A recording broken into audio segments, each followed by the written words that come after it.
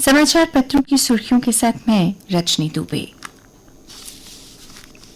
प्रधानमंत्री नरेंद्र मोदी ने कहा कि पहलगाम में आतंकियों ने सिर्फ भारतीयों का खून ही नहीं बहाया, बल्कि उन्होंने हमारी संस्कृति पर प्रहार किया। सबसे बड़ी बात, आतंकियों ने भारत की नारी शक्ति को चुनौती दी। ये चुनौती अब आतंकवादियों और उनके आकाओं के लिए काल बन गई है। प्रधानमंत्री मोदी ने देवी अहिल्याबाई महिला सशक्तिकरण महासम्मेलन में कहा कि ऑपरेशन सिंदूर आतंकवादियों के खिलाफ भारत के इतिहास का सबसे बड़ा और सफल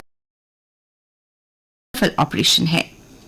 भोपाल में प्रधानमंत्री ने पाकिस्तान को फिर जिताया, कहा गोली चलेगी तो जवाब गोली से मिलेगा।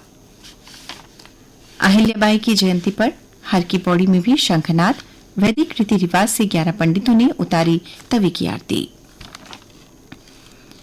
भारतीय अंतरिक्ष अनुसंधान संगठन इसरो ने बताया कि उसका गगनयात्री आगामी एक्सियम 4 मिशन के दौरान अंतर्राष्ट्रीय अंतरिक्ष स्टेशन ISS पर सूक्ष्म गुरुत्वाकर्षण अनुसंधान प्रयोग करेगा। शहर में शनिवार को रात के 8 बजते ही चारों ओर से सायरन बजने लगे। सायरन बजने के साथ ही पूरे शहर में बिजली आपूर्ति बंद कर दी गई। अधिकांश शहर में ब्लैकआउट रहा। ये सब युद्ध जैसे हालात में बचाव के लिए अभ्यास था। लोगों को युद्ध जैसी परिस्थितियों से शारीरिक और मानसिक रूप से बचाव के लिए तैयार करने को ब्लैकआउट किया गया था। ब्लैकआउट लगभग 22 मिनट तक रहा। पाकिस्तान से जुड़ी जासूसी मामले में राष्ट्रीय जांच एजेंसी NIA ने शनिवार को 8 राज्यों में 15 ठिकानों पर छापे मारे। NIA ने दिल्ली, मुंबई, महाराष्ट्र, हरियाणा, उत्तर प्रदेश, राजस्थान, छत्तीसगढ़, असम और पश्चिम बंगाल में संदिग्धों के ठिकानों पर छापे मारे। जम्मू संभाग में समर जोन के स्कूलों में 40 दिनों का ग्रीष्मकालीन अवकाश रहेगा। प्रदेश के स्कूल शिक्षा निदेशालय जम्मू ने आदेश जारी किया है कि स्कूल 7 जून से 16 जुलाई तक बंद रहेंगे। वायुसेना प्रमुख की ओर से रक्षा खरीद सौदों में हो रही देश पर चिंता जताने के बीच केंद्र सरकार ने कुछ सैन्य प्रक्रियाओं की समय सीमा घटा दी है। इससे कम से कम 69 सप्ताह की बचत होगी। सैन्य बलों को विभिन्न हथियारों और सैन्य उपकरणों के लिए अब लंबा इंतजार नहीं करना पड़ेगा। प्रदेश में कोरोना के मामले सामने आने के साथ ही अस्पतालों में सतर्कता बरतते हुए उचित प्रबंध शुरू कर दिए गए हैं। जम्मू संभाग में 3 और कश्मीर में कोरोना के 4 मामले मिले हैं। कश्मीर तक ट्रेन परिचालन शुरू होने की सुगबुगाहट फिर से शुरू हो गई। जून के पहले सप्ताह प्रधानमंत्री नरेंद्र मोदी जम्मू के दौरे पर आ सकते हैं। ऐसे में एक बार फिर से कटरा से कश्मीर तक ट्रेन परिचालन शुरू होने की उम्मीद जागी है। जम्मू कश्मीर में दूसरी राष्ट्रीय लोक अदालत में 1 लाख से अधिक मामलों का निपटारा किया। इसके लिए 173 बेंच गठित की गई थी। मुख्य न्यायाधीश जम्मू कश्मीर और लद्दाख उच्च न्यायालय न्यायमूर्ति अरुण पल्ली की अध्यक्षता में लोक अदालत आयोजित हुई। प्रदेश में शनिवार को मौसम का मिजाज बदला। आंधी के साथ बारिश, पहाड़ों पर बर्फबारी, किश्तवाड़ में बादल फटा। मुगल रोड और गुरेज बांदीपुरा मार्ग पर फिसलन बढ़ने से आवाजाही बंद। थाईलैंड की ओपल सुचेता च्वांगसरी ने मिस वर्ल्ड 2025 का ताज अपने नाम किया, जबकि इथियोपिया की हाजिट डेरेजे एडमसू को उपविजेता घोषित किया गया। भारत की नंदिनी गुप्ता 72वीं मिस वर्ल्ड प्रतियोगिता में टॉप 8 में जगह नहीं बना सकी। भारत की ओर से आखिरी बार मानुषी चिल्लर ने 2017 में ये ताज जीता था। और अब अन्य समाचारों के साथ मेरे सहयोगी योगेश्वर। धन्यवाद रजनी।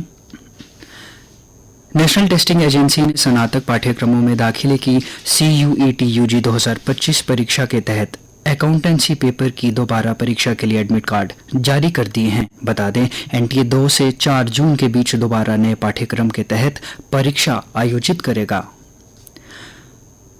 प्रदेश के हजारों छात्र छात्राओं के लिए जम्मू विश्वविद्यालय में प्रवेश के साथ ही परीक्षा देना अब होगा महंगा। विश्वविद्यालय में विभिन्न पाठ्यक्रमों में प्रवेश शुल्क के साथ ही परीक्षा फीस में भी बढ़ोतरी कर दी गई है। 2025-26 सत्र के लिए ये बढ़ोतरी 1 जून से लागू हो जाएगी।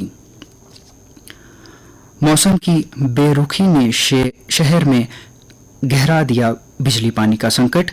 शहर और आसपास के इलाकों में घंटों की बिजली कटौती होने के कारण पानी की आपूर्ति भी प्रभावित। बता दें, जम्मू के कई इलाकों में मरम्मत और रखरखाव के चलते 10 जून तक बिजली रहेगी प्रभावित।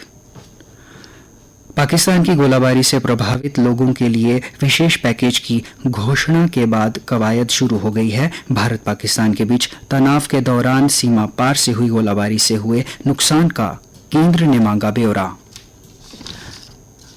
खेल समाचार। जो जीता वो फाइनल में। अपने पहले खिताब की कवायद में लगी पंजाब किंग्स की टीम को आईपीएल के दूसरे क्वालिफायर में आज मुंबई इंडियंस की टीम की कड़ी चुनौती का सामना करना होगा। बता दें, आज का ये मुकाबला 7:30 से खेला जाएगा।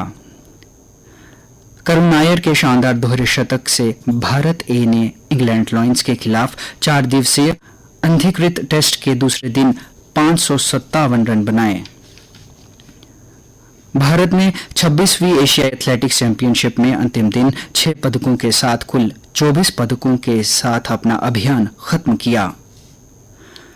गुजरात के 56 वर्षीय पावरलिफ्टर ललित पटेल ने थाईलैंड के पटाया में आईबीबीएफ विश्व पावरलिफ्टिंग चैंपियन में 3 स्वर्ण जीते। अब आपको मौसम का भी हाल सुना दें। जम्मू में 4 घंटे तक रुक रुक कर हुई बारिश। वहीं मौसम विज्ञान केंद्र के अनुसार आज प्रदेश के कुछ हिस्सों में बारिश हो सकती है। कल का अधिकतम तापमान 32 डिग्री सेल्सियस तथा न्यूनतम तापमान 19 डिग्री सेल्सियस रिकॉर्ड किया गया। आज सूर्यास्त 7:35 पर तथा कल सूर्योदय 5:26 पर होगा।